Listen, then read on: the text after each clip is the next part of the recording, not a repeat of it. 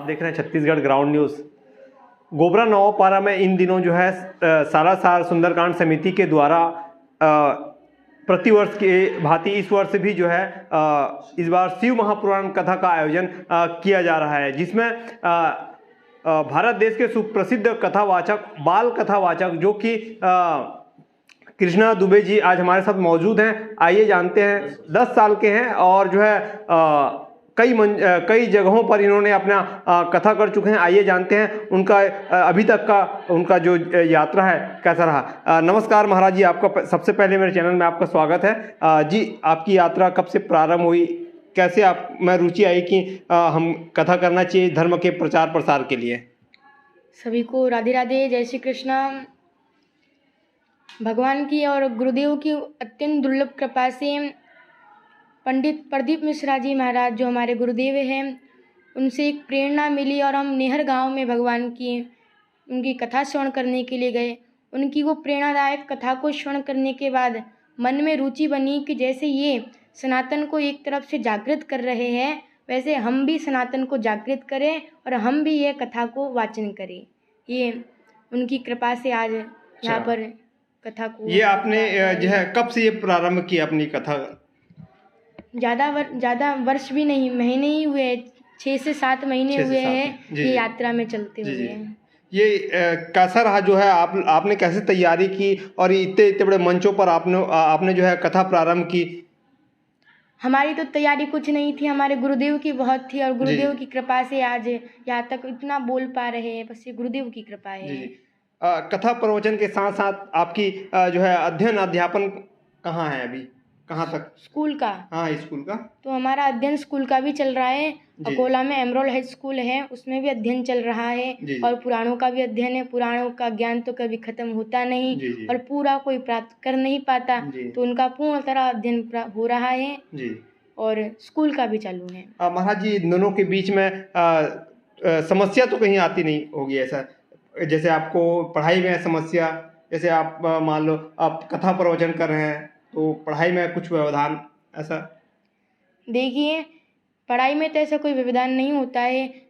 गुरुदेव की कृपा से हमने इतने सारे पुराणों का अध्ययन किया, वही अध्ययन चलता है। मूलतः हमारा अध्ययन है और अध्यात्म को लेके हम चलते हैं, अध्यात्म ही जीते हैं और जो मेन होता है स्कूल की पढ़ाई को, वो बस अध्ययन करते हैं, बस उतना। महाराज जी, आप छत्तीसगढ़ आए हुए हैं, मेरे को लगता है कि पहली बार आए हैं। आपने अपने इस अंचल का शायद तक भ्रमण भी किया होगा, कैसा लगा यह राजिम अंचल आपको? बहुत अच्छा। हम तो कह ही रहे हैं कि रोज कहते बहुत आनंद आता है छत्तीसगढ़ की पावन धरा पे, और हमको तो अवसर भी मिला है कि 1 महीने तक छत्तीसगढ़ की पावन धरा पे रहे। बहुत सुंदर लगता है राजीव लोचन भगवान के चरणों में, कुलेश्वर महादेव के चरणों में बहुत सुंदर लगता है कि भगवान की त्रिवेणी संगम में उनका दर्शन करके आनंद की एक अनुभूति होती है और मन प्रसन्न हो जाता है। क्या महाराज जी, जो है एक सवाल पूछना चाहूँगा, जैसे कि प्रदीप मिश्र जी एक उपाय के लिए बहुत जाने जाते हैं, क्या आप भी वैसे प्रदीप मिश्र के जो आप शिष्य हैं, आप भी कुछ ऐसे उपाय भी बताते हैं क्या? देखिए, जो हमारे पुराणों में लिखा है वो हमारा कर्म है बताना। हम उपाय बताते हैं और सीना ठोक के बताते हैं कि हम बताएंगे भी, और सीना ठोक के कहेंगे कि यहाँ पे लिखा हुआ है, बताते हैं प्रमाण के साथ कि ये जगह पे लिखा हुआ है, तो हम कहेंगे कि लिखा हुआ है तो हम बता रहे हैं और हमारा कर्म है बताना, तो हम बताएंगे भी। आज के युवाओं को क्या संदेश देना चाहेंगे, जिस प्रकार से आज के युवा धर्म के प्रति विमुख होते जा रहे हैं?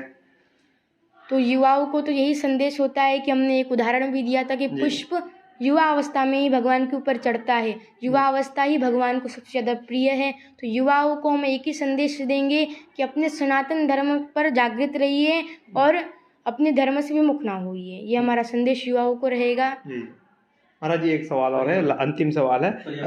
पर्यावरण के बारे में, जिस प्रकार से आज जो है छत्तीसगढ़ के फेफड़ा कहे जाने वाली हसदेव अरण्य की कटाई की जा रही है, उस पर आपका क्या कहना है?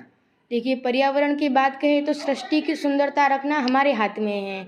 भगवान ने सृष्टि को इतना सुंदर बनाया, पुष्पों से सुंदर बनाया, वृक्षों से सुंदर बनाया है, तो ये हमारा कर्म है कि सृष्टि को सुंदर बनाना, सुंदर रखना। तो ये हमारा कर्म है कि उसे ना काटे। और जो हमारी कथा को सुन रहा है, ये इंटरव्यू को सुन रहा है, उनसे भी हम निवेदन करेंगे कि भैया आप यदि वृक्ष को काट रहे तो इसे बंद कीजिए। हमारे आधुनिकता में जिस प्रकार से आधुनिक आधुनिकीकरण के नाम से जिस प्रकार से काटा जा रहा है, यह क्या उचित?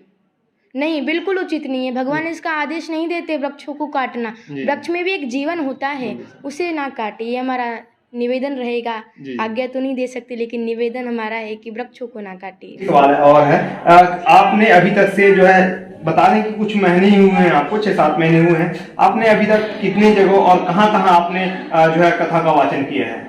तो भगवान की कृपा से ये कथा हमारी अभी 8वीं चल रही है। प्रथम कथा श्री पंडित प्रदीप मिश्रा जी गुरुदेव के साथ कथा हुई, पहली कथा। दूसरी कथा हमारे अकोला की राजेश्वर मंदिर है, राजेश्वर भगवान के चरणों में कथा का संपूर्ण हुआ, दूसरी कथा वहाँ पर हुई। तीसरी कथा माँ सती आई शेलू बाजार में कथा को संपूर्ण हुई, शेलू बाजार सती माँ के चरणों में वो कथा को संपूर्ण किया, तीसरी कथा। और चौथी कथा हमारी मूर्तिजापुर की पावन धरा पे कथा हुई, और जिसमें हमने बड़े अनेक बातों को भी बताया। बहुत सुंदर कथा है, उधर भी हुई। और काकड़ा आरती मंडल है, उधर भी कथा को हुआ है। और अकोला में एक कथा अनिल काकड़ और मीना अनिल काकड़ के द्वारा अकोला में एक कथा हुई एक, और जिसका नाम सती आई शिव महापुराण कथा था। और पंचम कथा श्री नेपाल की पावन धरा पर हुई है। बहुत बड़ा सौभाग्य प्राप्त हुआ कि सीता मैया के वो पावन धरा पर जाकर हम वो अपनी 6वीं कथा को संपूर्ण कर पाए। और उसके बाद अवसर प्राप्त हुआ है कि हम फिर से ये छत्तीसगढ़ की पावन धरा पर आ पाए, और छत्तीसगढ़ की पावन धरा पे कथा को हम संपूर्ण। छत्तीसगढ़ की जो पावन धरा है ये श्री सालासर सुंदरकांड जन कल्याण हनुमान चालीसा समिति एवं सालासर हनुमान चालीसा समिति एवं ग्रामवासियों के द्वारा ये कथा आज तृतीय दिवस था। ये कथा यहाँ पे 29 तारीख को संपूर्ण हो जाएगी, और उसके बाद भानसोद में कथा 31 तारीख को प्रारंभ होगी। आरंग भानसोद में कथा प्रारंभ होगी और वो 6 तारीख को खत्म होंगी।